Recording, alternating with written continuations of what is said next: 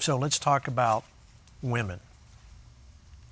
Women in ministry. You mentioned earlier about women that had a lot of issues and stuff going on in their lives. So share, tell us.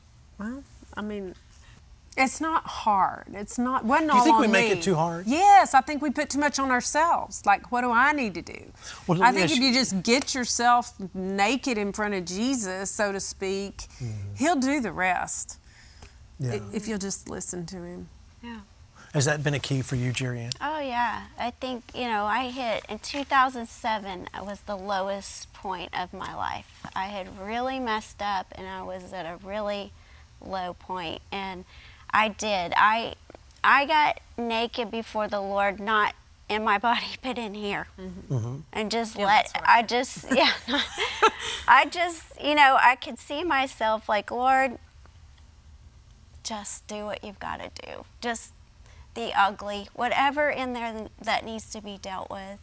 I am so tired of messing up and then getting back up. But what I used to do is when I would mess up, I would wallow around in that for quite a while.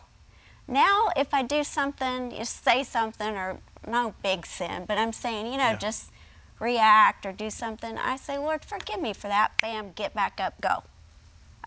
There's no self-pity and, I can't do this, and I'm not my dad, Sure. I just get back up and keep going and keep going and keep going. And so that's what works for me. That's good. But that's staying in relationship with Him every single day. So. Yeah, really, revival cannot happen in a heart other than the one that needs Jesus, because revival is just Jesus coming in. In on your whole life. That's right. And becoming the biggest thing in the room. When we stop, I like to say we need to stop adulting when He's in the room. He's the one that. Do you have time for a story? Yeah, sure. Go ahead. So the real first, I think the first revivalist in the Bible is the woman at the well. Tell me. Yeah, you were talking about this earlier. I love that story. I think God had really used her story to get to me, because I realized she had such shame. Why is she at the well in the middle of the day and nobody else is there? But that she was going when nobody else came for purpose, because she didn't want to hear it. Yeah. She didn't want to hear about her life. And here's this man who tells her, I have a water that you need. And so he keeps pushing her and prodding her till she asked him the question that he needed her to ask. Yeah, give me that water. I mean, he says, I have a water you wouldn't thirst ever again. So she's thinking, if I get this water, I don't have to come back to this place of shame anymore. I don't have to come back here where all these women and all these people judge me for my life. I don't have to come back to the physical well. I love it that the Lord will use a physical need to get you to ask Him for what you really need. So when He gets her to the place where she's honest with Him, she says, okay, I don't have a husband. I used to read that like, you're right, you don't have a husband, like real judgmental. Yeah. But no, He's saying, good job, girl, you were honest with me. Yeah. Now let me get in there. Like, if we're not honest with Him, He cannot get into our lives and begin to rearrange it. So within whatever He said to her, she runs back to her village from which she was hiding and says, you have to go talk to this guy that told me everything I ever did. Now that is a freedom. That's a girl that's free from shame. Yeah, exactly. That she went to the well with Yeah, but it goes shame. back to what Jerriann was saying. It was obviously in her mind a lot because she didn't go to the well when everybody else did. So she was dealing with those thoughts to some level. So I was already in love with that story. Yeah. She goes back.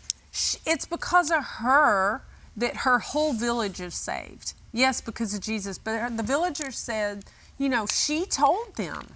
And she told them about Jesus. So he stayed 2 days because she got him to stay. Now listen to this. That was the end of her story as far as I knew it. But I found out this last couple of years, I guess 2 years ago, about Photina. Photina.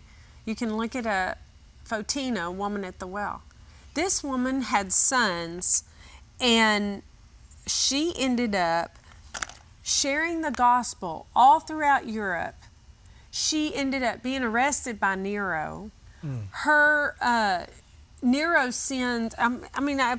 It is really not a short story, but let me just. She was the Samaritan woman.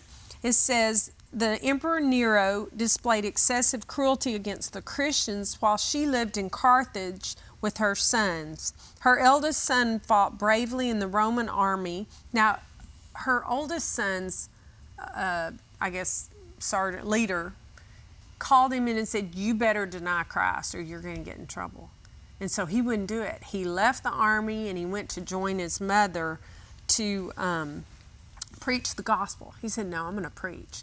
Well, this guy, he said to him, "I advise you as a friend to submit to the will of the emperor. If you inform on Christians, you'll receive their wealth." So Victor says, "I want to be a preacher of Christianity like my mother and brother."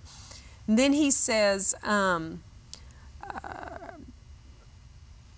the God of Christians is the only true God. And so St. Victor, that's what, I'm trying to skip too much.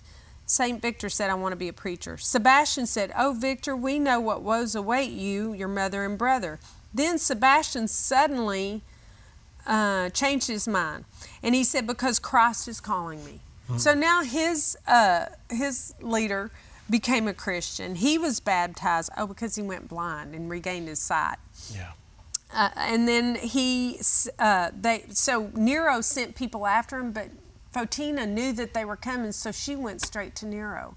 So they arrested Photina. And I'm going to have to make a long story short because there's so much in it. Please go read it. Yeah. You would be fascinated by it.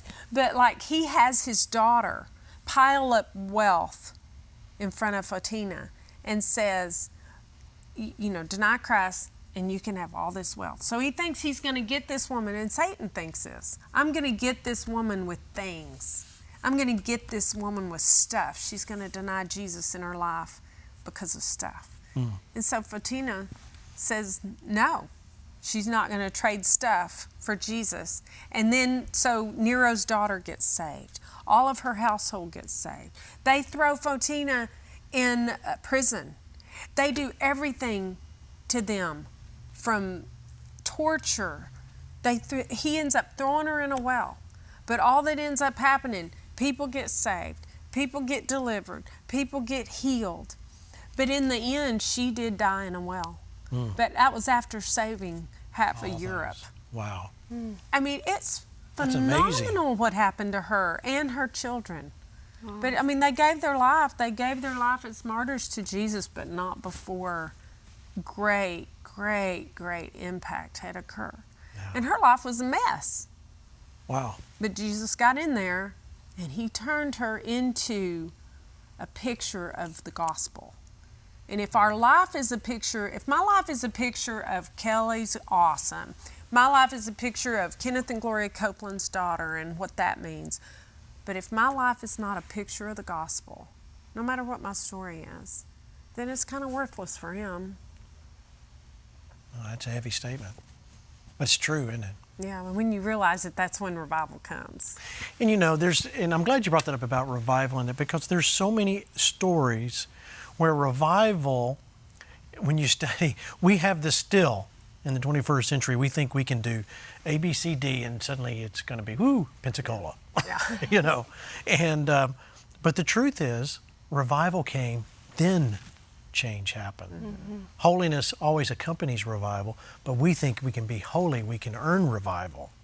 And it's not that way. Mm-hmm. It's the opposite that happens. Right. Doesn't mean you don't try and live holy anyway, but you have to understand, is your motivation, this is what you both of you have been talking about all day, is having that intimacy with God automatically brings a revival. You talked about you can't get through the day unless you really do spend that time. Right. Therefore, and look what the doors God's opened up for you guys. Yeah. Well, real holiness is just loving Jesus. That's it. And real loving Jesus, that's what worship is. That's why holiness comes out, because you just love Jesus. Yeah. He's the main thing.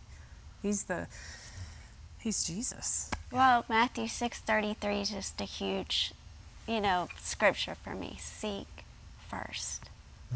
That's it for me, is seek first. All that other stuff, he'll deal with it. Yeah. seeking Him first every single day of my life. I work out 5 days a week. I brush my teeth several times a day. Those are things I do. Yeah. But Jesus has to be number one. He has to. That has to be priority. That's good. And to me, that's where revival breaks out, when everyone can get to that place of putting Him first. And man, what my dad's talking about, those marvels and wonders and extraordinary manifestations of the greatness of our God are going to happen. Amen. They will. It's good. I'm believing it. Me too. Yeah.